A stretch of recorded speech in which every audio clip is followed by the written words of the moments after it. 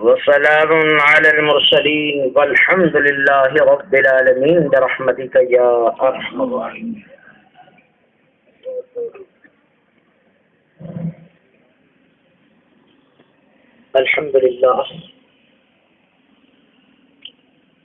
الحمد لله نحمده ونستعينه ونستغفره ونؤمن به ونتوكل عليه ونعوذ بالله من شرور أنفسنا ومن سيئات أعمالنا من يهده الله فلا مضل له ومن يضلله فلا هادي له ونشهد أن لا إله إلا الله وحده لا شريك له ونشهد أن سيدنا وشفيعنا ونبينا وحبيبنا وطبيبنا وطبيب قلوبنا ووكيلنا وكفيلنا وعوننا ومعيننا وغوثنا وغياثنا ومغيثنا وأشرفنا ونورنا ونور عيوننا ونور ديننا ونور إسلامنا ونور قلبنا ونور قرآننا محمدا عبده ورسوله أما بعد فقد قال الله تبارك وتعالى في القرآن المجيد والفرقان الحميد فأعوذ بالله من الشيطان الرجيم بفضله وعونه بسم الله الرحمن الرحيم ولا تقولوا لمن يقتل في سبيل الله أموات بل أحياء ولكن لا تشعرون آمنت بالله صدق الله صدق الله صدق الله مولانا العظيم وصدق رسوله النبي الأمين المختار الكريم ونحن على ذلك ما قال لمن الشاهدين والشاكرين والحمد لله رب العالمين. حضرات گرامی، ابھی خطبہ کے بعد میں نے آپ حضرات کے سامنے اللہ کے مقدس کلام کی آیت کریمہ کی تلاوت کا شرف حاصل کیا. آئیے اس کا ترجمہ پیش کرنے سے پہلے مناسب نہیں بلکہ ضروری یہی سمجھتا ہوں کہ ایک بار آپ اور ہم مل کر اس آقائے نامدار مدنی تاجدار دونوں عالم کے مالک و مختار ہم غریبوں کے لبوں کی تڑپتی پکار شہنشاہ ذی وقار نائب پروردگار بے قراروں کا دل کا قرار شفیع روزے شمار سید ابرار و اخیار امت خضرا میں آرام فرمانے والے آقا لمبے لمبے ہاتھوں سے بھیک دینے والے داتا گالیاں دینے والوں کو دعا دینے والے آقا کنکریوں کو کلمہ پڑھانے والے آقا درختوں کو سجدہ کرانے والے آقا کالی کالی کملی والے آقا وہ دوہا چہرے والے آقا وہ لیل زلفوں والے آقا یتیموں کو سینے سے لگانے والے آقا شرابیوں کو باغ باغ کر دینے والے آقا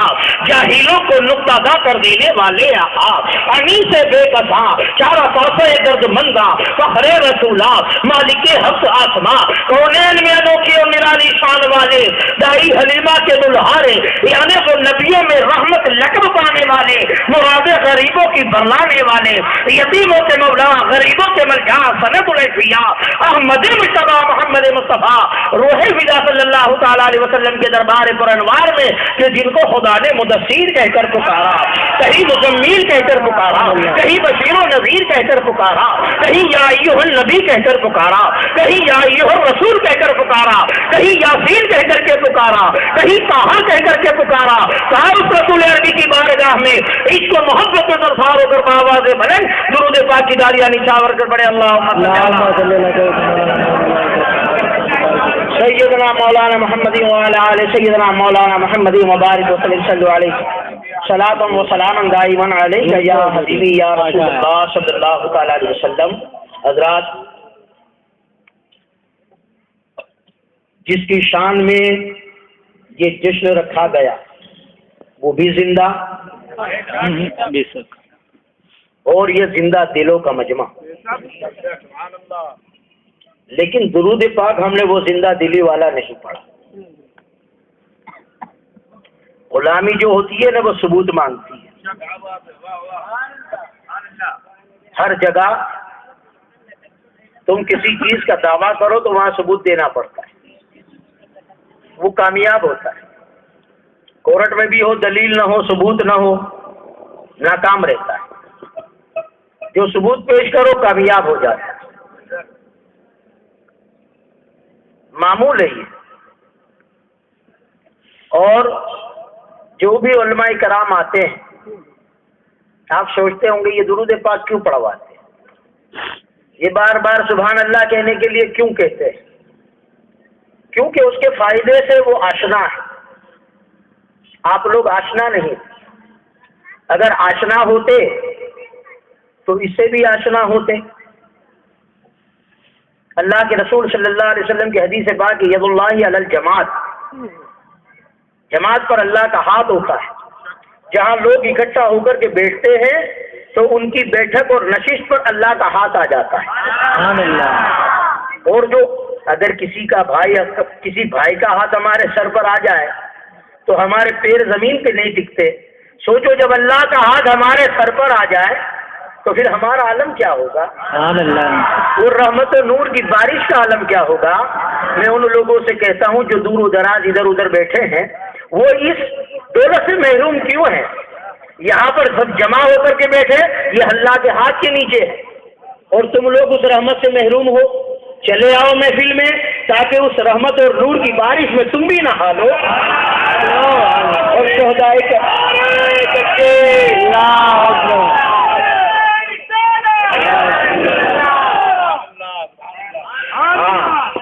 ہم ایمان والے ہیں، خدا کی قسم جن جگہوں پر ہمیں آگے نہیں بڑھنا چاہیے ہم وہ آگے بڑھتے، اور جہاں آگے بڑھنے سے ملتا ہے وہاں پیچھے رہتے ہیں۔ ارے نہیں، صحابہ کرام نے کیسا آگے بڑھنا سکھایا، خدا کی قسم۔ حضور تشریف فرماتے، صحابہ کرام کا مجمع تھا، اللہ کے رسول صلی اللہ علیہ وسلم نے اعلان کیا کون ہے جو اللہ کی راہ میں میری مدد کرے گا؟ عثمان غنی کھڑے ہو گئے، یا رسول اللہ 1000 اونٹ میری طرف سے۔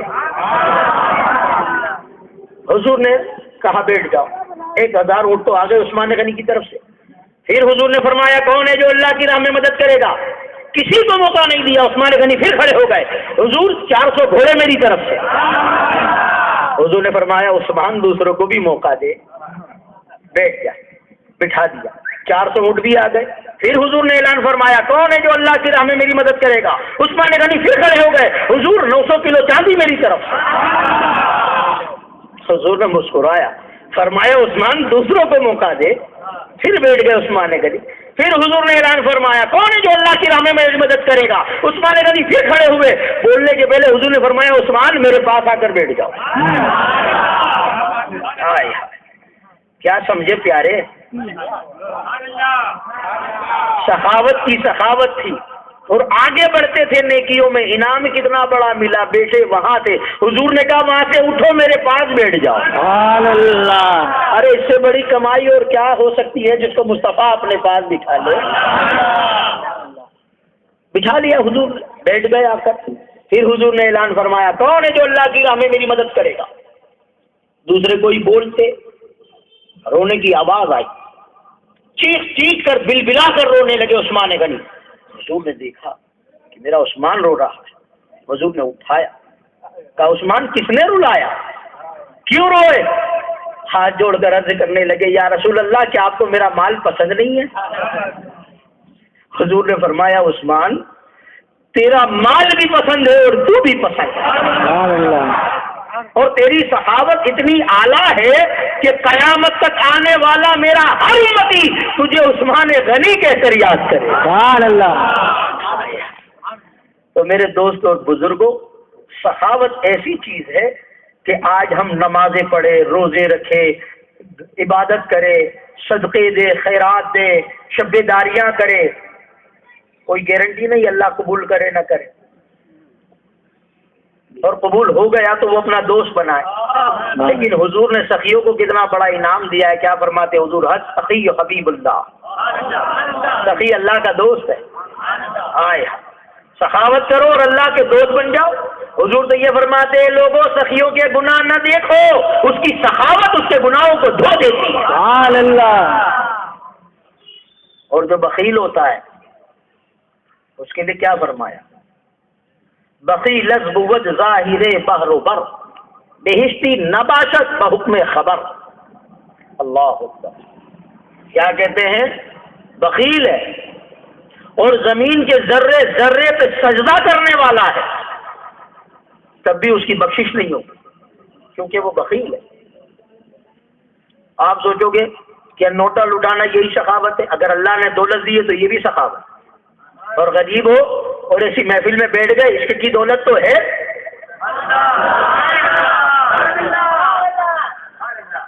بس اس عشق کی دولت کی سخاوت کیا ہے؟ اس عاشقوں کی طرح مچلتے رہو اور سبحان اللہ کہتے رہو۔ سبحان اللہ۔ درود پاک پڑھنے کا موقع آ جائے تو عاشقوں کی طرح درود پڑھو۔ خدا کی قسم ہم نے درود پڑھا، ہماری جو سوسائٹی والوں کو بھی پتہ نہیں چلا ہوگا، لیکن عاشقوں کا درود ایسا ہوتا ہے اور انعام کتنا بڑا ہے معلوم ہے؟ بے شک آپ من میں بھی درود پڑھو گے تو حضور تو سننے والے ہیں، دور و نزدیک کے سننے والے وہ کان، کان لالے کرامت پہ لاکھوں سلام۔ سبحان اللہ۔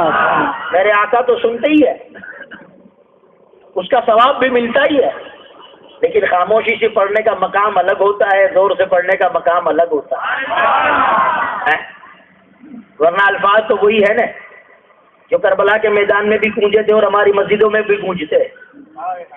مسجد میں بھی تو ہوتا ہے اللہ اکبر اللہ اکبر، اور میدان میں کیا ہوتا ہے؟ نعرہ تکبیر اللہ اکبر۔ اس اذان پر تلوار میان میں جاتی ہے، اس اذان پر تلوار میان کے باہر آتی ہے۔ لفظ اور معنی میں تفاوت نہیں، لیکن لفظ اور معنی میں تفاوت نہیں، لیکن ملا کی اذا اور ہے، مجاہد کی اذا اور۔ سبحان اللہ۔ تو آج ہم اس مقام پر نہیں ہے جہاں خاموشی سے پڑھنا ہے، اس مقام پر ہے جو غازی کی اذا سے تعلق رکھتا ہے۔ آج میدان میں ہے تو میدان جیسا درود پڑھنا ہے، اور خدا کی قسم ایسا درود پڑھنا ہے کہ آسمان سے فرشتے جھانکنے لگے اور ہماری آواز گنبد خضرا سے ٹکرائے تو فرشتے بھی کہیں حضور امت یاد کر رہے ہیں۔ سبحان اللہ۔ یہ ہوئی زندہ دلوں والی بات۔ اور عاشقوں کی تو کہنا بھی یہی ہے، مولا تڑپنے پھڑکنے کی توفیق دے، دل مرتضیٰ سوزے صدیق دے، بجھی عشق کی آگ اندھیر ہے، مسلمان نہیں راہ کا ڈھیر ہے۔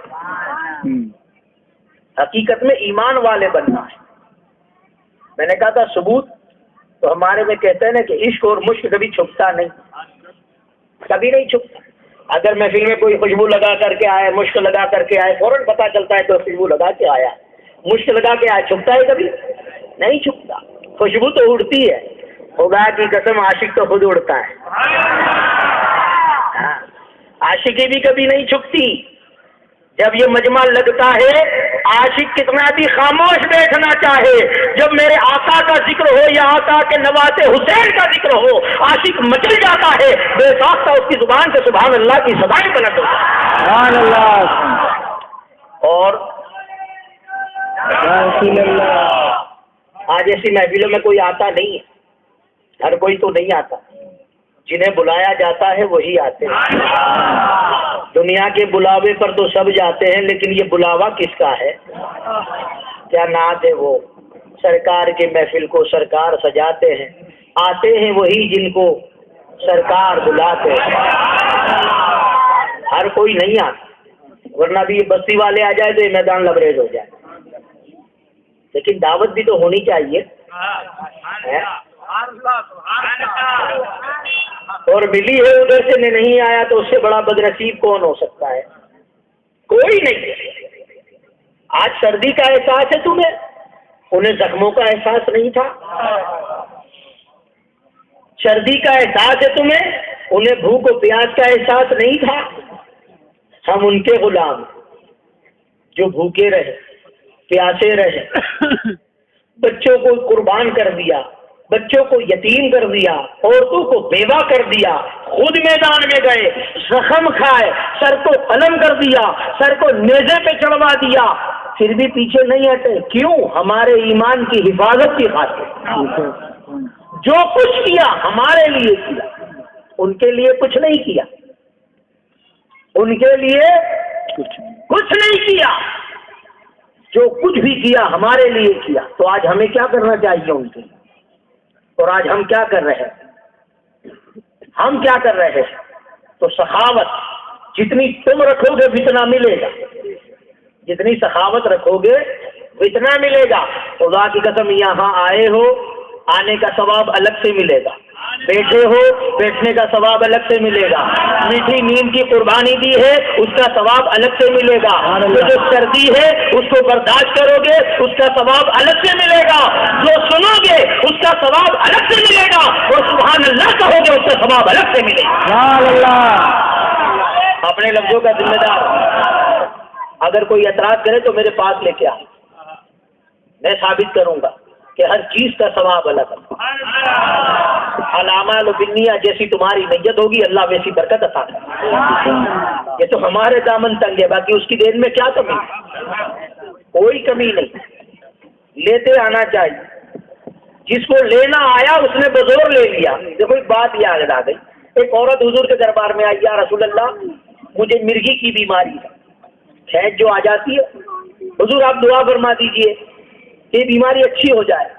جب مرگی کی بیماری جب مجھے ہوتی ہے، دورہ پڑتا ہے تو میرا اظہار بند ٹوٹ جاتا ہے، ناڑا ٹوٹ جاتا ہے، حضور دعا فرما دیجئے بیماری اچھی ہو جائے۔ حضور نے فرمایا میں تو دعا کروں گا تو تیری بیماری اچھی ہو جائے گی، لیکن اگر یہ بیماری تجھے رہی تو اللہ اس بیماری کے سچے تیری بخشش کر دے گا۔ سبحان اللہ۔ بول اب کیا کرنا ہے؟ اس نے کہا بھلے حضور بیماری رہے لیکن اظہار بند ٹوٹ جاتا ہے۔ میرے آقا نے فرمایا کہ آج کے بعد اظہار بند نہیں ٹوٹے گا۔ جب بھی اس کو مرگی کا دورہ پڑا کبھی اظہار بند نہیں ٹوٹا، وہ چلی گئی۔ پھر ایک صحابی دوسرے آئے،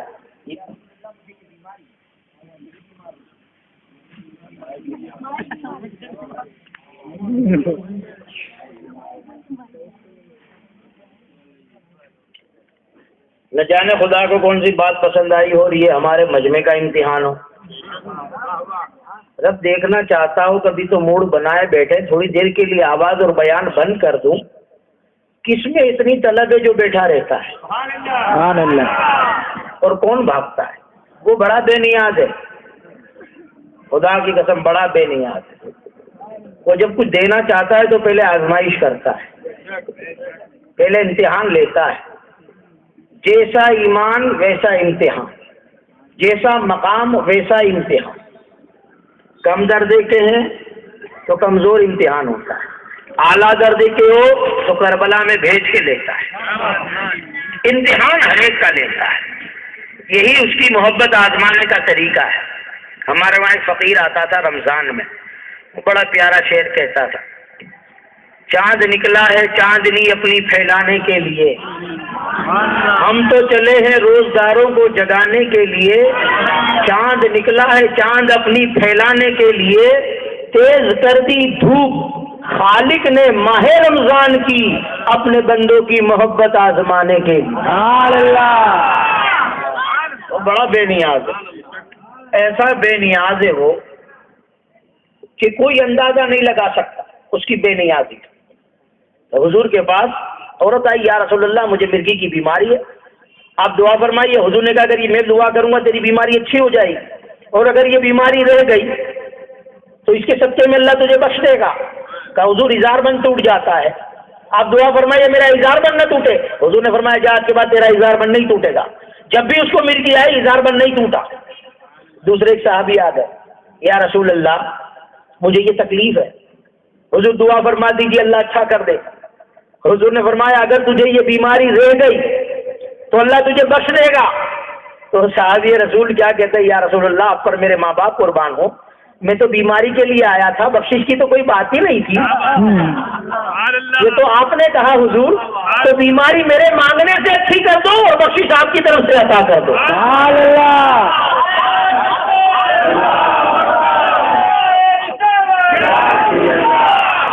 دونوں کے دونوں ہی مل گیا، وہ دربار ہی اتنا اعلیٰ ہے، خدا کی قسم لیتے آنا چاہیے۔ اب تمہاری مرضی ہے، بیٹھو خالی دامن لے کے آئے ہو، خالی دامن لے کر جاؤ یا بھر کر جاؤ، یہ تو بزنس ہے۔ جس بزنس میں کچھ نہیں رکھا ایمان سے بتاؤ کتنے بزنس مین یہاں پر کاروبار کرنے والے, نوکری کرنے والے, دھندا کرنے والے, رات دن محنت کرتے ہو یا نہیں کرتے؟ کاروبار کمزور ہوتا ہے, دکھ ہوتا ہے کہ نہیں ہوتا؟ تکلیف ہوتی. منافع کم ہو تب بھی خوشی نہیں ہوتی. ملتا ہے منافع, کم ملتا ہے لیکن خوشی نہیں ہوتی. یار منافع کم ملا پر شکر ادا نہیں کرتا کہ نقصان نہیں ہوا. موڑی تو سلامت ہے, منافع بھی ملا کم ملا, اللہ تیرا احسان, الحمدللہ علی کل حال. اللہ کہتا ہے وَإِن شَكَرْتُمْ لَأَزِيدَنَّكُمْ, تم میرا شکر ادا کرو میں تمہاری نعمت بڑھا دوں گا. سبحان اللہ. اللہ تو نعمتیں بڑھوا رہا ہے لیکن ہم ناشکری کرتے ہیں.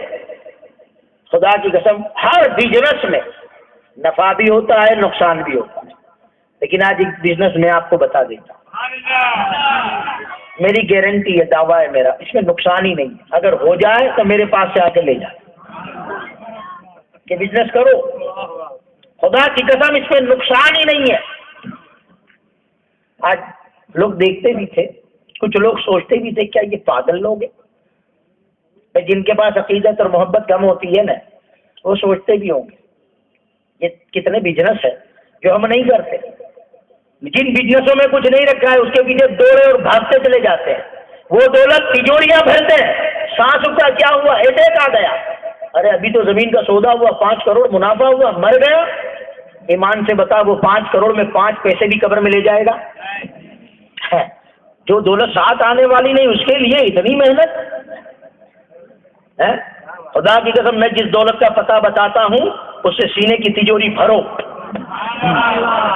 کسی کے باپ کی طاقت نہیں قبر میں لے جانے سے روکے. قبر میں بھی لے کے جاؤ گے, حشر میں لے کے اٹھو گے, اللہ دیکھے گا خوش ہوگا, حضور دیکھیں گے راضی ہو جائیں گے, جنت بھی اللہ عطا کرے. وہ ایسی دولت ہے. یہ بزنس کرو گے منافع بھی ہوگا نقصان بھی ہوگا اور گارنٹی نہیں. ارے بالکل حقیقت بات تم ساتھ نہیں لے جا سکتے. جو بزنس میں بتاتا ہوں وہ ایسا بزنس ہے جو ہر حال میں فائدہ, نقصان نہیں, ہر حال میں فائدہ. اور وہ ایسی کمائی ہے جو جمع ہوتی ہے. اگر ہم مر گئے تو قبر میں بھی آتی ہے, ساتھ لے کر کے جاتے ہیں, پوری تجوری ساتھ آتی ہے. ارے تم تو روپیہ نہیں لے جا سکتے, یہ تو تجوری بھی ساتھ آتی ہے, کمائی بھی آتی ہے, دولت بھی آتی ہے, بخشش بھی کرواتی ہے. اور آج جیسے کہ میرے پاس 100 روپے ہے تو کچھ کھا سکتا ہوں, 5,000 ہے تو اجمیر شریف اللہ کے ولی کے دربار پہ جا سکتا ہوں. 50,000 ہے تو دوسرے 5 کو بھی تو لے جا سکتا ہوں نا.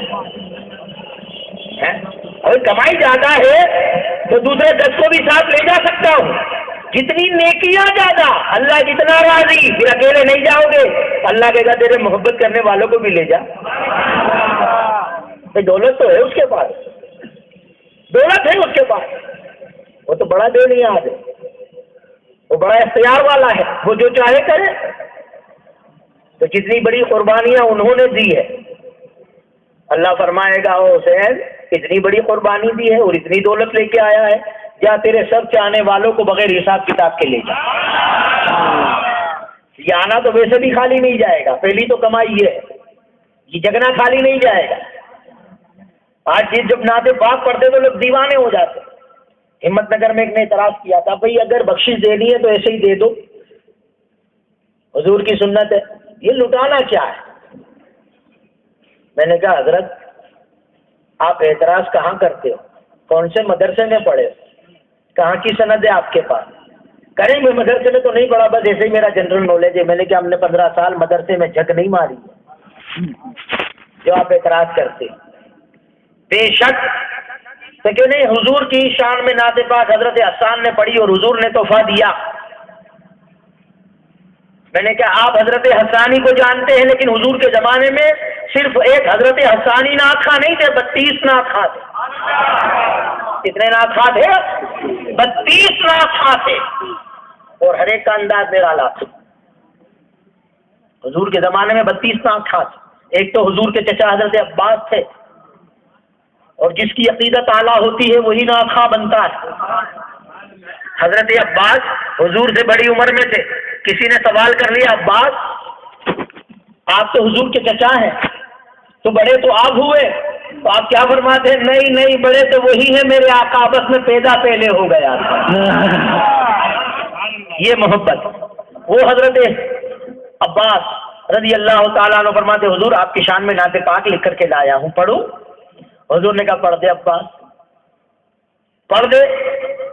نعت پاک پڑھنے والے کتنے عظیم ہوتے ہیں پہلے یہ سن لو. صحابہ کرام اکٹھا ہوئے, یا رسول اللہ یہ حضرت حسان ہے عشاء کی نماز کے بعد کہ آپ کی شان میں نعتیہ اشعار لکھ کر کے لائے ہیں, ہم سارے یار اکٹھا ہو کر کے بیٹھیں گے اور حسان آپ کی شان میں نعت پاک پڑھے گا. حضور نے فرمایا اچھا حسان میری شان میں نعت پاک پڑھے گا؟ حضور نے فرمایا پھر تو اس محفل میں بھی بیٹھوں گا, میں بھی بیٹھوں گا. سارے یار اکٹھا ہو کر کے بیٹھ گئے. حضور بھی تشریف فرما ہو گئے, حضرت حسان بھی بیٹھے ہیں. حضرت حسان سے کہا نعت پاک پڑھو. جیسے آپ نے نعت پاک شروع کی حضور نے فرمایا حسان رک جا, تجھے پتا نہیں ہے آج تو کیا کرنے والا ہے, تو میری شان میں نعت پاک پڑھنے والا ہے, ایسے مزہ نہ دے گا. حضور نے فرمایا ممبر کو قریب کر دو, اے حسان تم ممبر پر بیٹھ جا اور وہاں بیٹھ کر میری نعت پاک پڑھ. سبحان اللہ. حضور تشریف فرما نیچے رہے, حسان کو اوپر بٹھایا اور حضرت حسان نے نعت پاک پڑھی. یہ بات ابھی ابھی ذہن میں آئی, میں نے کرسی اس لیے اتروا دی تھی, میں بے ادب بن کر اوپر بیٹھوں, حضور کے سناخہ نیچے بیٹھے, یہ تو سنت کے بھی خلاف ہو جاتا. ہاں سناخانہ کو اوپر بٹھا لیتا تو بات الگ ہو جاتی. نعت پاک حضور کا کلام نیچے ہو, میں اوپر, تو اور نصیب چمکانے کی جگہ بدنصیب ہو جاتا. وہاں پھر اپنی شان نہیں دیکھی جاتی. اس راستے میں جتنا اپنے آپ کو جھکاؤ گے اللہ خود بلند کرے. جو جھکتا ہے اسی ملتا ہے, اور جو خود اپنے آپ کو بڑا بتاتا ہے پھر وہ ساجد ہو, عالم ہو, عابد ہو, ملائکہ یونیورسٹی کا وائس چانسلر ہو, مردود ہو جاتا. ان راستوں میں بڑائی نہیں, اور جس نے بڑائی کر لی وہ اس کی نظروں میں تو گر ہی جاتا ہے. پہلے دنیا کو بے وقوف بناتا پھرے, اس سے کچھ حاصل نہیں. ہر چیز کا جس دینے والا اللہ, تو اسے راضی کر. حضرت نے فرمایا حسان اوپر بیٹھ جا اور میری نعت پاک پڑھ. حضرت حسان منع فرماتا. حضور نے فرمایا میں کہہ رہا ہوں بیٹھ. بیٹھے, نعت پاک پڑھی. جب نعت پاک کی محفل ختم ہوئی حضور اتنے خوش ہوئے کہ اپنی چادر اتاری. حضور نے کہا لے یہ حسان تجھے تحفہ دے رہا ہوں. تو نعت پاک پڑھنا حضرت حسان کی سنت, دوسرے صحابہ کی سنت, اور نعت پاک سننا خود حضور کی سنت ہے. اور نعت پاک میں بخشش دینا یہ بھی حضور کی سنت. رات دیر سے بوڑھی ہو گئی, حضور گھر گئے. اس روز حضرت عائشہ صدیقہ رضی اللہ تعالیٰ عنہ کی باری تھی. جب حضور گھر گئے بہت لیٹ ہو گئے تھے, عائشہ صدیقہ انتظار میں تھی. حضور اندر داخل ہوئے, آپ کھڑی ہو گئی, یا رسول اللہ کیا آپ مجھ سے ناراض ہیں؟ حضور نے کہا نہیں میری پیاری عائشہ میں تم سے راضی ہوں. عرض کی یا رسول اللہ پھر میری باری تھی, آپ اتنے لیٹ کیوں آئے؟ آج ہمارے ساتھ بھی کبھی کبھی یہ سنت ادا ہو جاتی ہے. رات کو کبھی لیٹ ہو جاتے تو گھر میں یہ معاملہ آ ہی جاتا ہے. جب یہ بات پڑی تھی تو دل کو اطمینان ہوا کہ حضور کی سنت ادا ہو جاتی. حضور میری باری تھی, آپ اتنا لیٹ کیوں آئے؟ حضور نے فرمایا وہ عائشہ تجھے پتہ ہی نہیں, آج میرے سارے یار اکٹھا ہوئے تھے اور حسان میری شان میں نعت پاک لکھ کر کے لایا تھا, اور ہم سب یار بیٹھے تھے, اور حضرت حسان نے نعت پاک میری شان میں پڑھی ہے اور ہم سب سنتے رہے. جب یہ سنا تو حضرت عائشہ صدیقہ مچل گئی, کہتی یا رسول اللہ پھر مجھے اجازت دو میں بھی 2-4 شعر عرض کر دوں. حضور فرماتے ہو عائشہ تو کب سے شاعرہ بن گئی ہے؟ حضرت عائشہ عرض کرتی ہے یا رسول اللہ جب سے آپ کا چہرہ دیکھا ہے, آپ کا چہرہ دیکھا ہے میرے تو لبوں پر اشعار مچلتے رہتے. حضور نے کہا اچھا بیٹھ جاؤ سناؤ. ابھی میں 2 الفاظ یاد نہیں, اس کا ترجمہ آپ کے سامنے کر دیتا ہوں. حضرت عائشہ صدیقہ کیا فرماتی ہے, اے دنیا والو تمہارا بھی ایک سورج ہے. کیا فرماتی ہے؟ دنیا والو تمہارا بھی ایک سورج ہے اور عائشہ کا بھی ایک سورج ہے. حضور کی طرف اشارہ کر کے فرماتی ہے دنیا والو تمہارا بھی ایک سورج ہے, عائشہ کا بھی ایک سورج ہے. اے دنیا والو تمہارا سورج تو مغرب کے وقت ڈوب جاتا ہے اور عائشہ کا سورج تو عشاء کے بعد بھی جگمگاتا رہتا ہے. سبحان اللہ. یہ دوسری نعت کا حضرت عائشہ صدیقہ تھی. پھر حضرت عباس آ گئے, یا رسول اللہ آپ کی شان میں نعت کے اشعار لکھ کر کے لایا ہو. حضور نے کہا پڑھ دو. تو آپ کی نعت کے اشعار غالباً 122 یا 25 اشعار تھے. کتنے تھے؟ 122 या 125 अशार गिनाते पा आप लेकर के खड़े हो गए, आप पढ़ते चले गए, और हजरत अब्बास की उम्र भी गालिबन 122 या 125 साल थी। मेरा वुजदान तो ये कहता है कि एक एक अशार पर हुजूर एक एक साल बख्शिश देते गए। और जब नातिबा खत्म हुई हजरत अब्बास की, हुजूर ने अपने हाथ से नबूवत दस्ते नबूवत को उठाया और फरमाया, या अल्लाह, ये हसन ने इस मुंह से मेरी नाते पाक पड़ी है, तू हसन के चेहरे और दांतों को सलामत रख। ये दुआ हुजूर ने फरमाई। हजरत अब्बास, अल्लाह उनके दांतों और चेहरे को सलामत रख। साहबा किराम फरमाते 122-25 साल की उम्र हुई, जब भी हम हजरत अब्बास के दांत गिनते थे, जो दांत जिस वक्त टूट गए थे, हम उधर से गिनते गिनते टूटे हुए दांत की तरफ आते, उसी वक्त नया दांत पैदा हो जाता था। और फरमाते जब हजरत अब्बास का विसाल हुआ, बोली जब हमने उनको तैयार करके जनाजे में रखा, उनका चेहरा ऐसा चमकता और दमकता था कि ऐसा महसूस होता था कि एक आफताब आसमान पर है तो दूसरा जनाजे में। तीसरे नादखा की बात सुनोगे तो हैरत में पड़ जाओगे। एक काफिर था, नाम ज़हन से निकल गया, पक्का दुश्मन रसूल, हुजूर को तकलीफें पहुंचाने वाला, साहबा किराम का कातिल। एक बार खड़ा था, हुजूर निकल गए, हुजूर के नजर उठाना था और उसका हुजूर को देखना था। नजर से नजर टकराई, मचल गया, हरेरी आ गई, कपकपी आ गई। भाई वो तो नजर वाला जाने क्या पिला दिया, क्या पिला दिया। अब हुजूर की नजर पड़ी, दिल के अंदर इश्क की चिंगारी चमक उठी। अब हुजूर से मोहब्बत पैदा हो, नफरत गारत हो गई, मोहब्बत पैदा हो गई।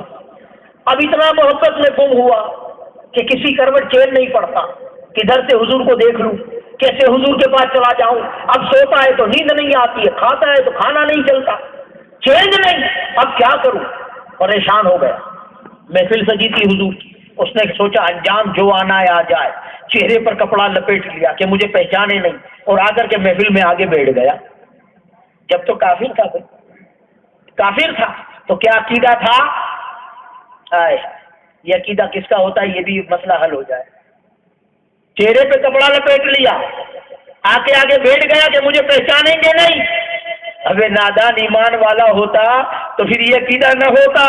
अरे तातु सरा को मेरे मुस्तफा सारी दुनिया को कायनात को ऐसे देखते हैं जैसे हाथ की हथेली।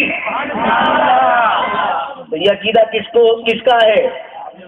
कपड़े के पीछे का इल्म नहीं, दीवार के पीछे का इल्म नहीं, किसका अकीदा है ये? काफिर का, ईमान वालों का नहीं। ईमान वालों का अकीदा ये नहीं है, ये काफिरों का अकीदा है। अपने ईमान को संवार, अपनी आखिरत को तबाह न करो। हमारा बोलना बुरा लगता है, नहीं बोलेंगे तो तुम राह रास पर नहीं आओ। बोलने का मकसद ही ये है कि हक बात तुम तक पहुंचे और सच बात को तुम कबूल करो।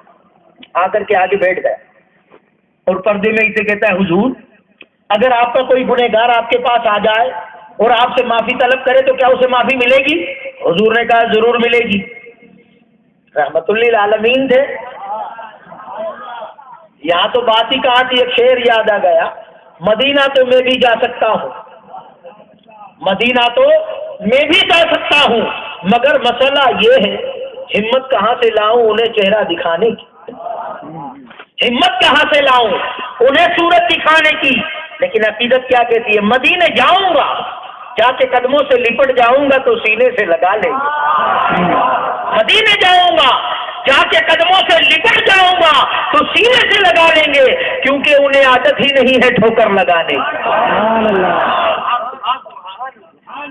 का। अंजाम जो भी बैठ गया सामने, या रसूल अल्लाह सल्लल्लाहु अलैहि वसल्लम, अगर कोई गुनहगार आपके पास आ जाए और आपसे माफी मांगे, क्या उसे माफी मिलेगी? हुजूर ने कहा मिलेगी।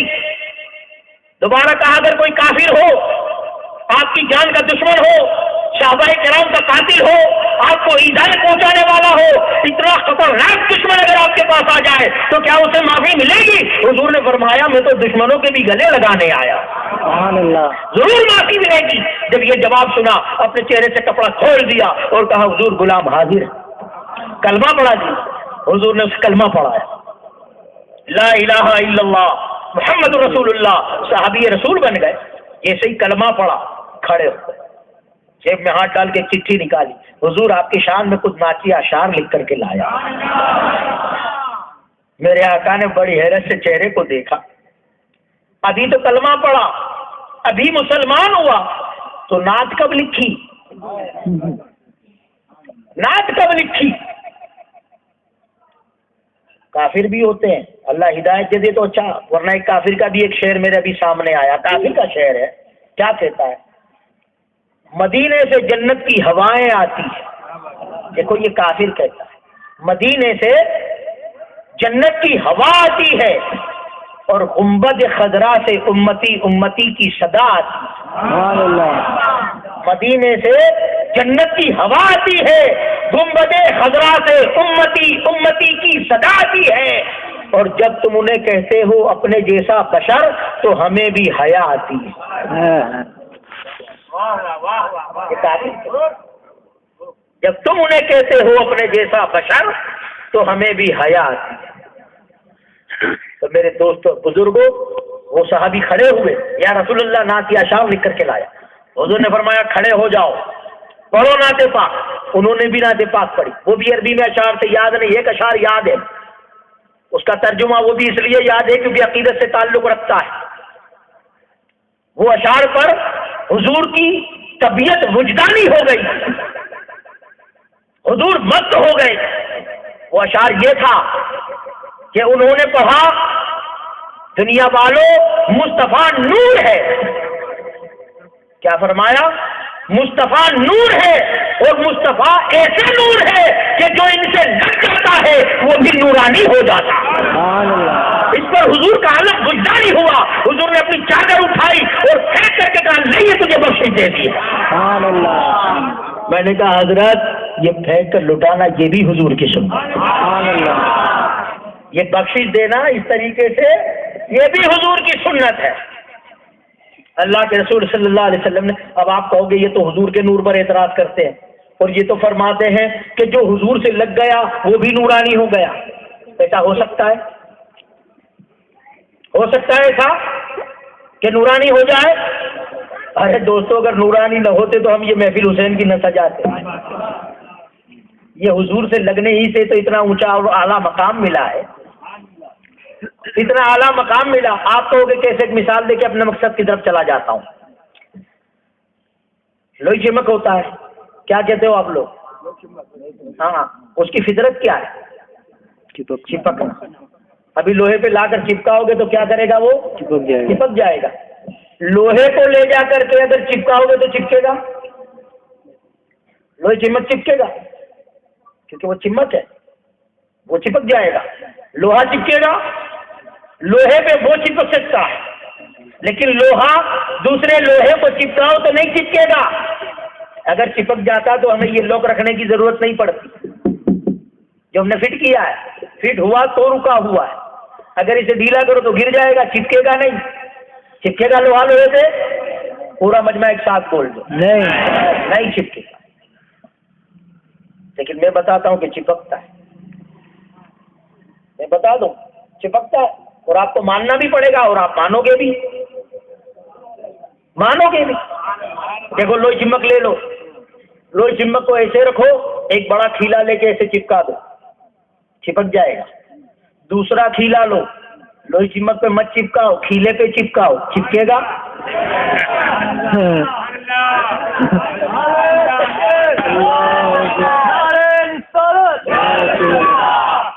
ارے یار, ابھی تو نہ کہتے تھے کہ لوہا لوہے پہ نہیں چپکتا, اور ابھی نعرہ لگاتے ہو. عقل قبول کرتی ہے. پہلے پوچھا تو آپ نے منع کر دیا, مثال دی, بات سمجھ میں آئی یا نہیں آئی؟ چپکتا ہے. اب مجھے بتاؤ کہ لوہے پہ لوہا کبھی نہیں چپکتا, ابھی کیوں چپکا؟ کیونکہ چمک سے لگا تو اس کا فیض اس کو ملا, اور اس سے جو لگا تو اس کا فیض اس کو ملا. لگا لوہے سے لوہا لیکن فیض چمکتا ہے. لوگ کہتے ہیں تم اجمیر کیوں جاتے ہو؟ نادان, وہ حضور سے چپکے ہوئے ہیں. سبحان اللہ. ہم ان سے ملتے ہیں, ان کا فیض ہمیں ملتا ہے. بظاہر لگنا ان سے ہوتا ہے, فیض تو مدینے کا ہی آتا ہے. سبحان اللہ. چپک جاتے. آج کس کی محبت میں آئے؟ امام حسین کی محبت میں آئے. آئے ہائے حسین کہاں چپکے تھے کندھے رسول. واہ.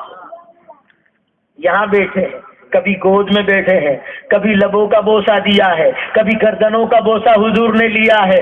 ایمان سے بتاؤ, سنگ اسود آج جو بھی حاجی جاتا ہے اس کے دل کی تمنا ہوتی یا نہیں ہوتی کہ ہم چومیں؟ ہوتی ہے نہیں ہوتی؟ ہوتی ہے. اب بھائی ہوتی کیا نہیں, تو جتنی بھی بار گیا میں نے تو لوگوں کو لڑتے دیکھا ہے چومتے ہوئے. چومنے کے لیے لڑتے دیکھا ہے, دھکے مارتے دیکھا ہے, دبتے دیکھا ہے. میں نے کہا پاگل لوگ کیوں چومتے ہو؟ اس پتھر میں کیا رکھا ہے؟ کہا حضور نے اپنے لب لگا دیے. اس کا مقام بلند ہو گیا ہے. حضور نے لب لگا دیے. حضور نے لب لگا دیے تو کیا مقام ملا کہ جو اب اس کو اپنے لب لگائے گا وہ اس کے سارے گناہ چوس لے گا. سنگ اسود دودھ سے زیادہ سفید تھا, آج کالا ہے.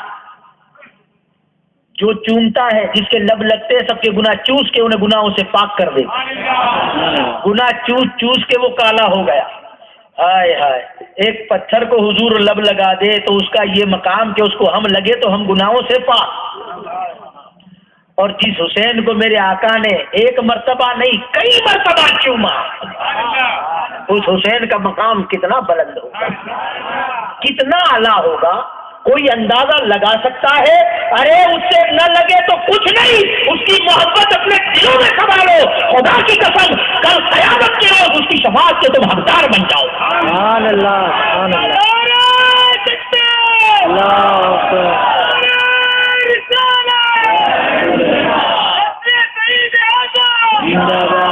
چلو پھر کبھی دوسرے موقع پر یہ جو بزنس ہے کل ہے سپاہی واس میں تقریباً وہاں بتا دیں گے, کیونکہ 12 تو بج چکے, اللہ کسی کے نہ بجائے. سمجھے؟ اپنے مقصد کی طرف آتا ہوں ورنہ وقت بہت لمبا ہو جائے گا. اور اس میں کچھ ضعیف لوگ بھی بیٹھے ہیں, ان کا بھی خیال کرنا ہے. لیکن خدا کی قسم میرا تو ایمان ہے عشق رسول رکھنے والا ضعیف نہیں ہوتا, جوان ہی رہتا, جوان ہی ہوتا ہے. اور ان کا عقیدہ تو اتنا مضبوط رہتا ہے کہ جوان پیچھے رہ جاتے ہیں آج کے زمانے میں, کیونکہ جوان تو اوپر چڑھ کے بیٹھے تھے, کوئی ادھر بیٹھے تھے, کوئی بائکوں پہ آج بھی نظر آتے ہیں, لیکن بوڑھے میدان میں تھے. وہی سفید داڑھی والوں کو دیکھا, ادھر ادھر ادھر, آگے وہی تھے, جوان پیچھے تھے. جو اس معاملے میں آگے بڑھے وہی جوان,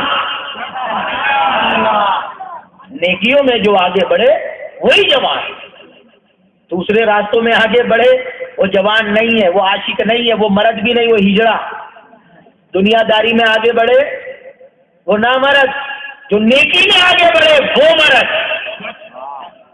ہاں دعا پورا میں بڑے بڑے بھائی لوگ ہیں, بہت سارے ہیں. ارے ظلم کرنے والا بھائی نہیں ہوتا, کیا کہتے دادا, کون یہ علاقے کے دادا ہے. اس بے وقوف کو یہی پتا نہیں کہ دادا کا معنی کیا ہے. دادا کا مطلب اگر سمجھ جائے خدا کی قسم اس کی زندگی سنور جائے. دادا کس کو کہتے؟ باپ کے باپ کو دادا کہتے ہیں. صحیح بات ہے, کس کو دادا کہتے ہیں؟ باپ کے باپ. تو یہ میری فطرت ہے, میں عادت سے مجبور ہوں, کیونکہ جو حالت اور ماحول دیکھتا ہوں نا بس اسی طرف چل پڑتا ہوں. سوچ کے تو کچھ آتا نہیں ہوں کہ یہ بیان کروں گا, بیٹھ جاتا ہوں اللہ کے بھروسے. اللہ جو بلواتا ہے اس کے حبیب کے صدقے بول دیتا ہوں, اور دعا یہی کرتا ہوں اللہ وہی بلوانا جس چیز کی آج میرے معاشرے کو ضرورت ہے. تقریر کے معنی ہی نصیحت. بیانات تو آپ بھی پہلے میں بھی جب بیان کرتا تھا لوگ میرے کو سپر فاسٹ کہتے تھے. صبح میں ان کو پوچھو کہ ارے بہت مزہ آیا, کیا بیان کرا, وہ معلوم نہیں, ان کی اسپیچ بہت اچھی تھی. اسپیچ سے کیا مطلب جب تک تم کچھ حاصل نہ کرو. آج بھی وہ جی کمال ہے ماشاء اللہ, اگر کھڑا ہو جاؤں تو دھن دھناٹ چلا جائے. لیکن فائدہ کیا, جس مقصد کے لیے آیا ہوں وہ حل نہیں ہوگا. میں تو چاہتا یہ ہوں کہ میری باتیں تمہارے دماغوں میں جذب ہو جائیں, تمہارے دلوں پر نقش ہو جائے اور تم اس پر عمل کرنے پر آمادہ ہو, تو ہماری یہ محفل کامیاب ہے. خدا کے اس مجمع میں ایک کا بھی دل چوٹ کھا گیا اور وہ راہ راست پر آ گیا, ہمارا یہ آنا مقبول ہو جائے, یہ محفل کامیاب ہو جائے. اللہ میری بخشش فرما دے. آمین. ہاں کیا کہتا تھا, دادا، باپ کے باپ کو دادا کہتے ہیں. اور جب دادا ہوتا ہے نا تو ابھی ایک نیا نیا دادا بنا ہمارے اقبال بھائی. ابھی یہ دن کے لڑکے کے وہاں لڑکی ہوئی ہے، سمجھے؟ آئے تھے ماشاء اللہ، ان کی خوشی کا کوئی اندازہ ہی نہیں تھا، چہرہ کھل گیا تھا، کیونکہ دادا بنے. دادا بنے. اب ان کو دیکھو، ان کے بچے کو گود میں لے کے نہیں پھریں گے، لیکن پوتی کو گود میں لے کے ضرور پھریں گے. پیروں میں درد ہوگا تب بھی اس کو لیں گے، وہ روئے گا تو بیٹے کو ڈانٹی دیں گے. ہم کہیں گے یار یہ تمہارا بیٹا ہے، یہ بیٹی کا بیٹا ہے، اس کے لیے بیٹے کو ڈانٹی دیتے ہو. تو کیا کہیں گے، یہ بیٹا تو میری موڑی ہے، یہ میرا نفع ہے. یہ میرا نفع ہے. اور حضرت موڑی سے زیادہ ہر ایک کو نفع سے محبت ہوتی ہے. تو دادا کا مطلب یہ ہے کہ جو دادا ہوتا ہے وہ تو گودوں میں لے کر پھرتا ہے. اگر جو ضد کرے اس کی ضد پوری کرتا ہے، روئے تو اسے پچکارتا ہے، اس کی ہر طریقے سے اس کو راضی کرتا ہے، خوش کرتا ہے. اس کا نام دادا ہے. تم نے دادا کا مطلب ہی بدل دیا.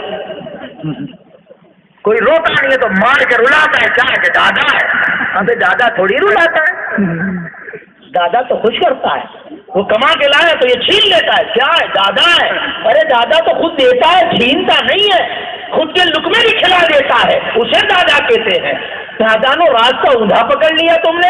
اگر اللہ نے دادا بنایا ہے تو صحیح معنی میں ایسے دادا بنو کہ کیا ہے کہ یہاں پر محفل حسین سجنے والی ہے، کہا لو یہ 25,000 میری طرف سے رکھو، اس کا نام دادا ہے.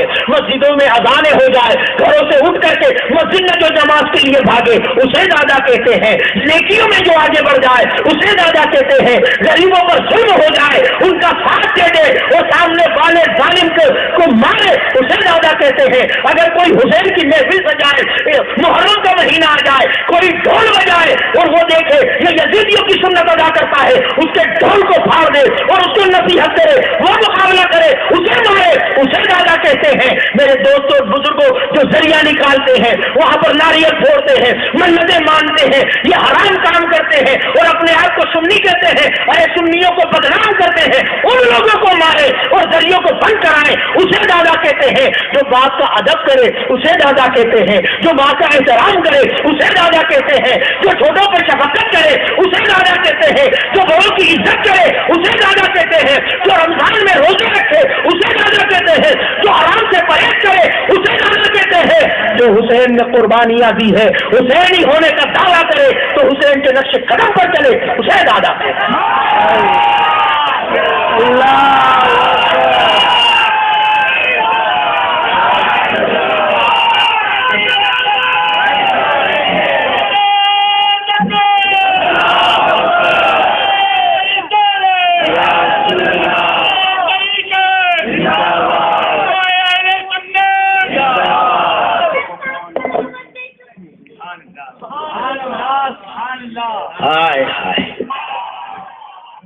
آج جس دادا کی محفل میں ہم آئے، خدا کی قسم دنیا میں اس کی مثال نہیں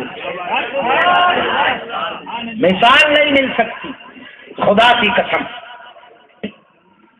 امام عالی مقام، آ جاؤں اپنے مقصد کی طرف. مدینہ سے روانہ ہوئے مکہ آنے کے لیے. ہائے ہائے کیا ان کے دل پر گزری ہوگی. آج ہمارے ایمان بھلے ہی، عشق ہمارے بھلے ہی کمزور ہے، لیکن پوچھو ان عاشقوں سے کہ جن کو حضور سے محبت اور لگاؤ ہے، جب مدینہ سے نکلتے ہیں تو تڑپ جاتے ہیں، خدا کی قسم دل بھر جاتا ہے. حضور کے گنبد خضرا کو دیکھتے ہیں تو دیکھتے ہی رہ جاتے ہیں. یا رسول اللہ، جالیوں کے سامنے جا کر کھڑے ہو جاتے ہیں، بڑی منتوں سے دعائیں مانگ مانگ کر اس در پر آئے تھے، لیکن یہ 8 روز کہاں گزر گئے. ہم جا رہے ہیں، کیا شہر ہے طیبہ سے نکلنا کوئی عاشق سے پوچھئے، طیبہ سے لوٹنا کسی عاشق سے پوچھئے، ایسا لگے کہ روح بدن سے نکل گئی. صحیح میں ایسا ہی ہوتا ہے. جب ہم پہلی مرتبہ 1996 میں حج کرنے گئے تھے، حضرت صاحب رحمۃ اللہ علیہ ہمارے ساتھ تھے. جب ہم وہاں سے مدینہ سے آئے، ایئرپورٹ پر اتنی لائٹیں لگی ہوئی تھی لیکن روشنی نظر نہیں آتی. جدہ میں جب بمبئی میں اترے تو چاروں طرف اندھیرا ہی اندھیرا نظر آتا تھا. احمد آباد آئے، 15 روز تک اچھا نہیں لگتا تھا. میں نے حضرت صاحب سے کہا کہ مدینہ کیا چھوڑا، کچھ اچھا ہی نہیں لگتا. بیٹھے بیٹھے حضرت صاحب نے ایک شعر بنا دیا، نظر نواز نظاروں میں جی نہیں لگتا. نظر نواز نظاروں میں جی نہیں لگتا، حرم سے کیا نکلے بہاروں میں جی نہیں لگتا. تو آج جب ہمارا یہ حال ہے تو امام علی مقام کا حال کیا ہوگا، ان کی حالت کیا ہوگی. حضور کے گنبد خضرا پر جاتے ہیں، نانا جان جا رہا، جی نہیں چاہتا کہ آپ سے جدا ہو جاؤں، لیکن جو کام آپ میرے سپرد کر کے گئے ہو اب اس کو انجام دینے کا وقت آ گیا. وہاں سے نکلے، امی فاطمہ کے مزار پر گئے. امی جان، آج تمہارا حسین تم سے جدا ہو رہا ہے اور بہت جلد تم سے ملنے والا ہے. ماموں کی قبر پر جاتے ہیں، بھائی حسن کی قبر پر جاتے ہیں، روتے ہیں، مزاروں کا بوسہ لیتے ہیں اور وہاں سے روانہ ہوتے ہیں. گھر والوں سے کہتے تیاریاں کر لو، مکہ جانا ہے. سب تیار ہوئے. آپ کی بڑی صاحبزادی بیمار تھی، آپ نے منع کر دیا. حضرت صغرا کو ساتھ نہیں لیں گے، یہ بیمار ہے، رستے میں چلنا ہے، تکلیفیں ہو جائے گی، زیادہ تکلیف ہوگی. سب کو تیار کر لیا. آپ کی صاحبزادی رونے لگی. کہا ابا جان مجھے بھی ساتھ لے جاؤ.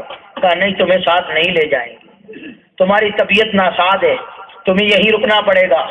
جب ابا جان کی طرف سے منع ہوئی تو اپنی پھوپھی کا دامن پکڑ لیا. پھوپھی جان میں ساتھ آؤں گی، آپ کے بغیر کیسے رہوں گی، میرا جی نہیں لگے گا. انہوں نے بھی تسلی دی کہ تمہیں رکنا پڑے گا، روک دیا. جب نکلے وہاں سے تو معصوم سکینہ کو کیا کہتی، اے بہن، جب ابا جان وضو بناتے تھے تو پانی بھر کر میں دیا کرتی تھی.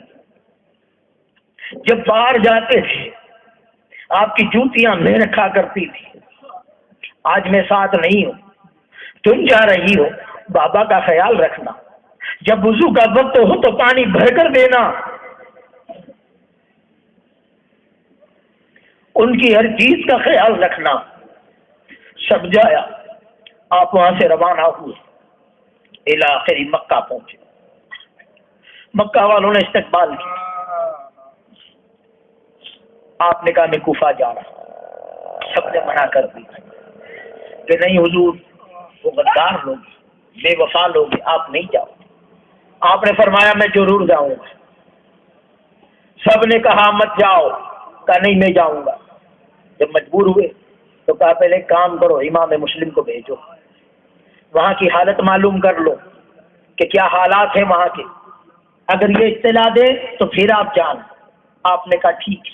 امام مسلم تیار ہوئے. امام حسین نے حکم دیا تم کوفہ جاؤ، جا کر کے وہاں کا جائزہ لو، پھر مجھے بتانا. امام مسلم تیار ہوئے تو آپ کے 2 صاحبزادے تھے. آپ کی بیوی کا تو پہلے انتقال ہو چکا تھا، بچے مچل گئے، ہم بھی بابا کے ساتھ جائیں گے. آپ نے منع کیا، نہیں بیٹا میں سفر پر جا رہا ہوں، وہاں مجھے جائزہ لینا ہے کیا ہوگا کیا نہیں ہوگا. لیکن دونوں بچے مچل گئے کہ نہیں، ہم تو ابا کا چہرہ دیکھ کر تو جیتے ہیں، ان کے ساتھ سوتے ہیں، ان کے ساتھ ہمارا وقت گزر جاتا ہے، ہمارا دل لگتا ہے، اگر یہ چلے گئے ہم اکیلے کیا کریں گے. دونوں رونے لگے. امام علی مقام نے فرمایا بچوں کو بھی ساتھ لے جاؤ. دونوں بچوں کو لے کر کے کوفہ پہنچے.